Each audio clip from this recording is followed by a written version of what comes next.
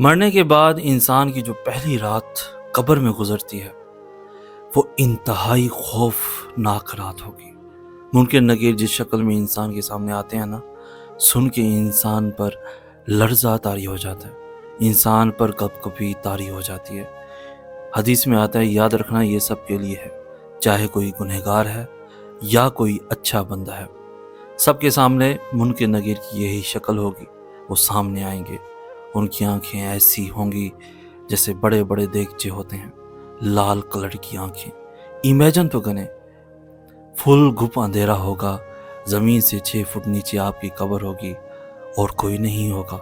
گھپ اندھیرے میں اس شکل میں منکر نکیر سامنے آئیں گے کہ ان کی آنکھیں لال کلر کی، بڑے بڑے دیگچوں جتنے، ان کے دانت ایسے ہوں گے کہ جیسے لمبے لمبے سینگ ہوتے ہیں، زمین کے اندر گھسیٹ کے بڑی بڑی دور سے پھاڑتے ہوئے زمین کو آپ تک پہنچیں گے۔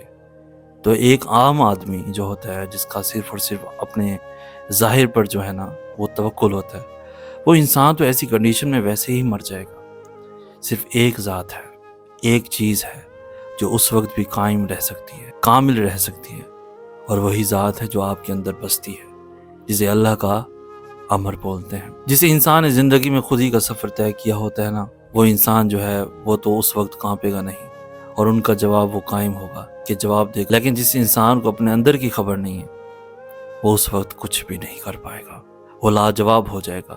علامہ اقبال رحمۃ اللہ علیہ کہتے ہیں نا کہ خودی کی جلوتوں میں کبر آئی، خودی کی حلوتوں میں مصطفی، زمین و آسمان عرش و کرسی، خودی کی زد میں ہے ساری خدائی، خودی کا سر نہاں لا الہ الا اللہ۔ یہ خودی کا سفر طے کرنا انتہائی ضروری ہے زندگی میں، ادروائز جس کنڈیشن میں منکر نکیر آپ کے سامنے آئیں گے نا، آپ تو کچھ بھی نہیں کر پائیں گے۔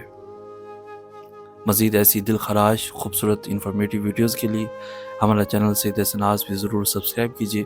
ہمیں کہتے ہیں سید احسن آس، ہم ملیں گے نیکسٹ ویڈیو میں، تب تک کے لیے اللہ ہو آپ کا حامی و ناصر۔